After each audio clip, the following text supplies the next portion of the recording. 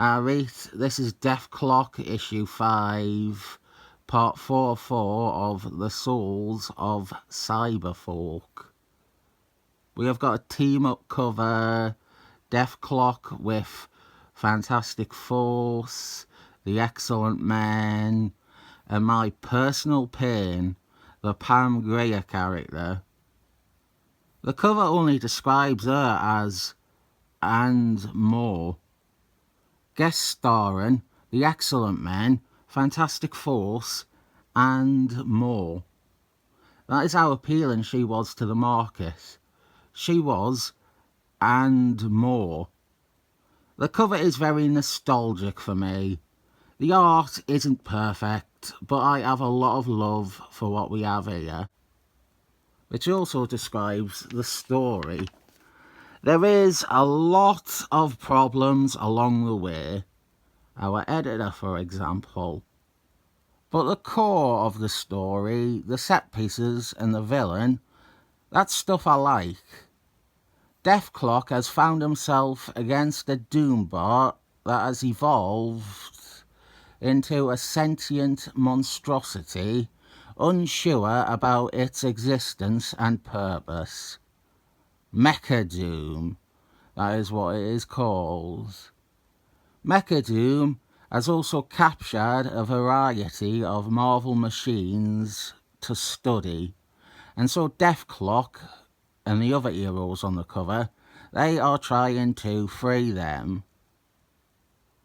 This is written by Keegan-Michael Key's brother, Dwayne McMilestone. Did you know that? Did you know that they were brothers? And here is Deathlok battling Mecha-Doom. But truthfully, Deathlok is the least compelling part of this story. This Deathlok is actually the best Deathlok. His setup is great. He is a pacifist, trapped as the ultimate killing machine. Wonderful dichotomy.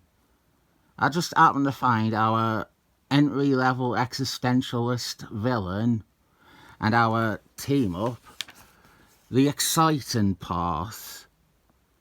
The art, much like the cover, is imprecise but not often bad enough that it really takes it out of things. We have Fantastic Force and only some of the Excellent Men. The Fantastic Force are concurrent with Simon Waltonson's run on their title. In Thing's case, I think he would actually have been in his exoskeleton in this issue, but it's never addressed. The Excellent Men are in line with what we have in Uncanny Excellent Men 275, or as I call it, the Squealy Team, when they were all wearing the matching Jimmy Lee Excellent Men training suits. The heroes fight Mecha-Doom's army of Doombots. Mecha-Doom created a bunch of them, hoping that one of them would also break free from programming and evolve themselves the way that he has. Well, that didn't pan out. Nice action with our two teams, Fantastic Force and the Excellent Men. And it does upset me that Squealy isn't there with the team. I would have loved to see him squeal at some Doombots. But instead, we only have Wolfman, Storm, and Julie Lee. And then Fork is one of the captured people. If you look at the top panel here, the one with Storm, there is a miscoloured Doombot. And what is wild is that it is exactly Doom 2019's colours. It's crazily accurate to Doom 2019, which wouldn't come along for another 2 years. I say miscoloured. I think the idea is that it is Storm's power that is making them look a different colour. But it's bang on to Doom 2019. We also have Invisible Wife. Love her. And the one hero I haven't mentioned is the Vision from the Avengers. He is the only Avenger who bothered to show up. I think this would have completed the trinity of teams I like that didn't last long, and two of them weren't ever written that well. The Avengers of this time were the lineup that featured Rage and Sandman. I don't know what I can cut away to here. There is no good image of that team altogether. I have considered commissioning one someday. Back with Deathlok, we have more fighting with Mecha Doom. With this Deathlok, we often have him debating or arguing with his CPU about what course of action to take.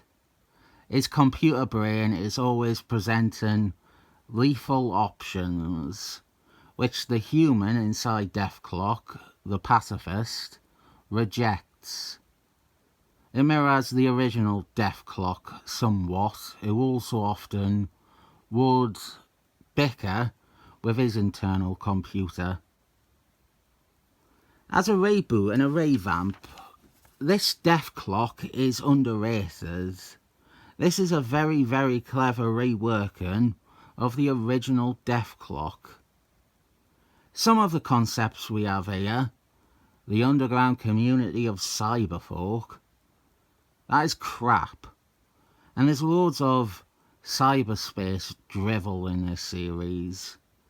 But things like that are unavoidable when you have Tom Beevort editing a comic. Even the first comic he ever edited. He wasn't bothered about any of the writing or the ideas. He just stamped the ticket and got paid. I should also say, this character was introduced before this ongoing series in a set of graphic novels, and those were not edited by Tom Beevort.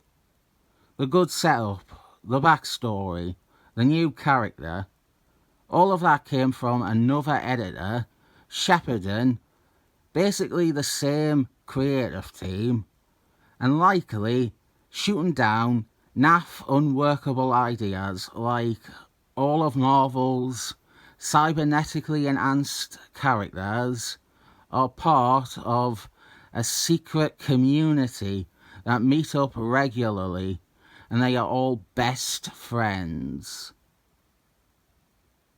I am shitting on Tom Beevort a lot.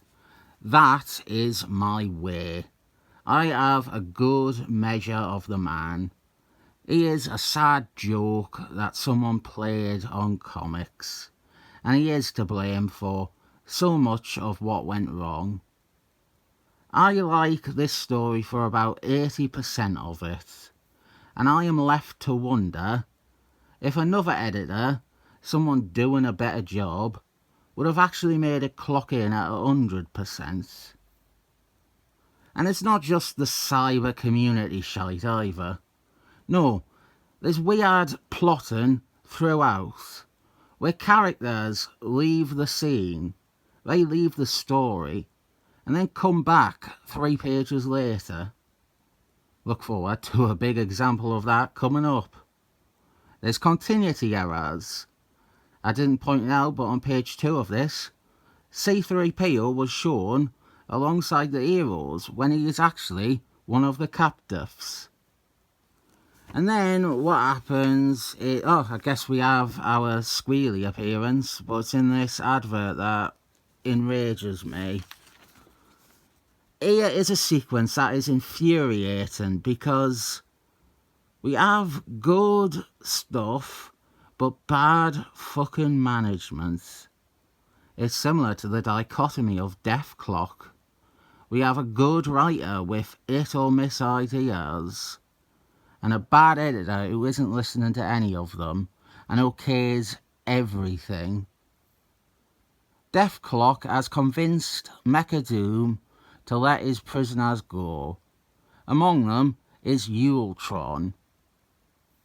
This is a weird period where I think Ultron, the last time we saw him was in Daredevil during Acts of Vegans. I bet Robert the subscriber loves that one. But very shortly after this, we will see Ultron again in West Coast Avengers. Or maybe this is just after that. Same year. I think this is after that, actually.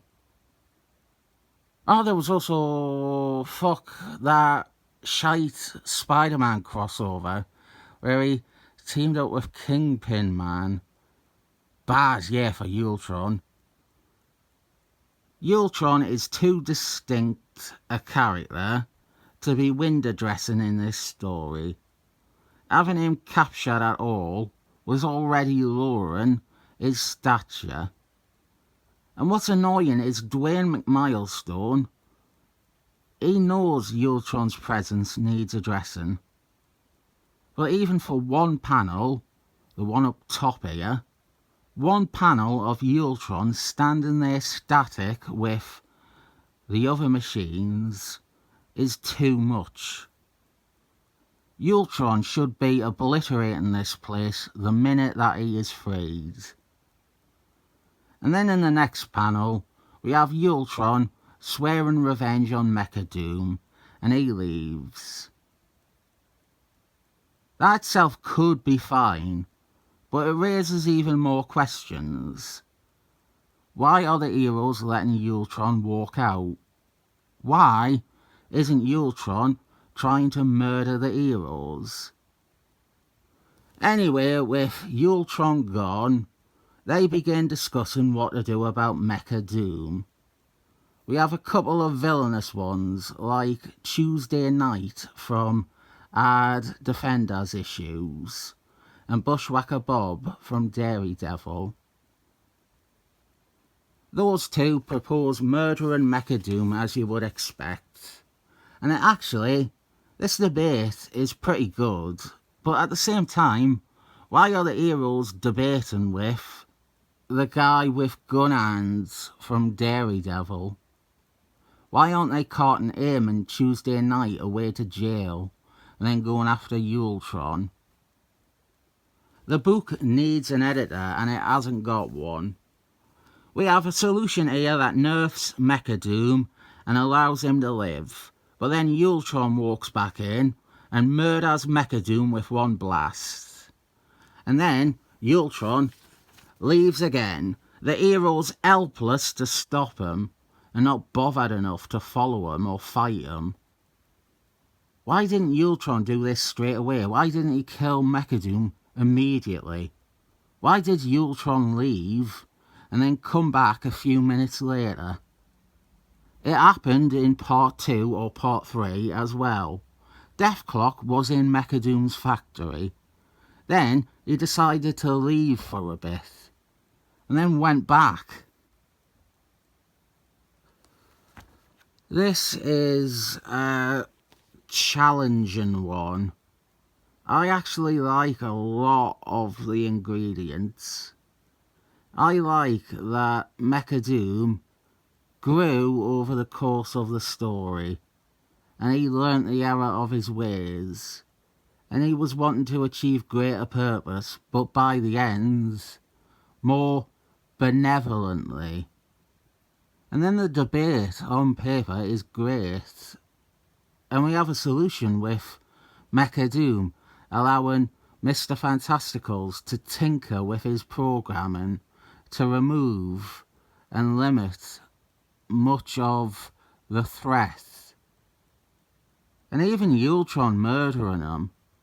I like all that, but it's presented all wrong.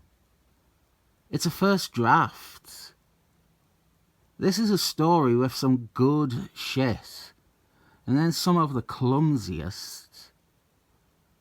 But to look at the cover, it is making me forget some of that in favour of what I imagine or remember the most vividly about the story.